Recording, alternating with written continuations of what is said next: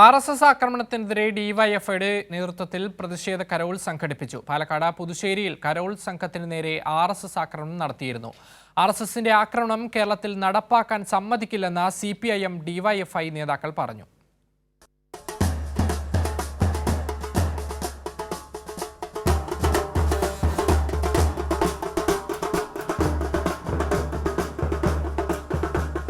കുട്ടികളുടെ കരോൾ സംഘത്തിന് നേരെയുണ്ടായ RSS ആക്രമണത്തിൽ പ്രതിഷേധിച്ചായിരുന്നു ഡിവൈഎഫ്ഐയുടെ പ്രതിഷേധ കരോൾ.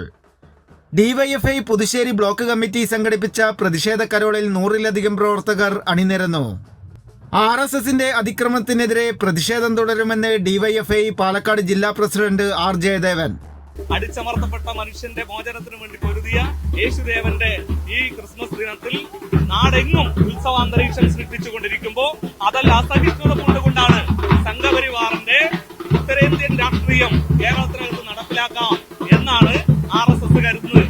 അതിന്റെ ഭാഗമായിട്ടാണ് ഇന്നലെ ചെറിയ കുട്ടികൾ നടത്തിയിട്ടുള്ള കരോൾ സംഘത്തിന് നേരെ അതിഭീകരമായ ആക്രമണം അഴിച്ചുവിട്ടിരിക്കുന്നത്. ഇത് തികച്ചും ഒറ്റപ്പെട്ട സംഭവമല്ല. ഈ നാടിനകത്തെ മതനിരപേക്ഷതയിൽ വിശ്വസിക്കുന്ന മുഴുവൻ മനുഷ്യരും ഇതിനകത്ത് പ്രതികരിക്കേണ്ടതായിട്ടുണ്ട്. ഡിവൈഎഫ്ഐ നേതൃത്വത്തിൽ ഈ ജില്ലയിലെ എല്ലാ യൂണിറ്റ് കേന്ദ്രങ്ങളിലും ഇതുപോലെ കരോൾ സംഘങ്ങൾ നടത്താൻ ഞങ്ങൾ ആഹ്വാനം ചെയ്തിട്ടുണ്ട്. കേരളത്തിന്റെ മതേതരത്വം തകർക്കാൻ അനുവദിക്കില്ലെന്ന് CPIM Puthussery area secretary Nithin Kanichery പറഞ്ഞു.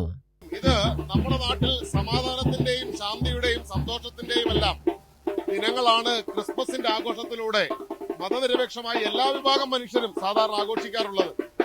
ഇവിടെ ഇന്നലെ ഇത്തരത്തിൽ ക്രിസ്മസ് കരോളുമായി കരോൾ ഗാനവുമായി പോയ കുട്ടികളുടെ നേർക്കാണ് ഈ നാട്ടിൽ ഇത് അനുവദിക്കാൻ കഴിയില്ല എന്ന് പറഞ്ഞ് RSSന്റെ ഒരു സംഘം ആക്രമണം നടത്തുന്നത്. ഇത് RSSന്റെ വർഗീയതയുടെയും വംശീയതയുടെയും ഉദാഹരണമാണ്. അത് ഈ നാട്ടിൽ അനുവദിക്കാൻ കഴിയില്ല എന്നത് തന്നെയാണ് ഈ പ്രതിഷേധത്തിന്റെ ഏറ്റവും പ്രധാനപ്പെട്ട ഇങ്ങനെ പ്രതിഷേധം സംഘടിപ്പിക്കുന്നതിന് കാരണമായത്.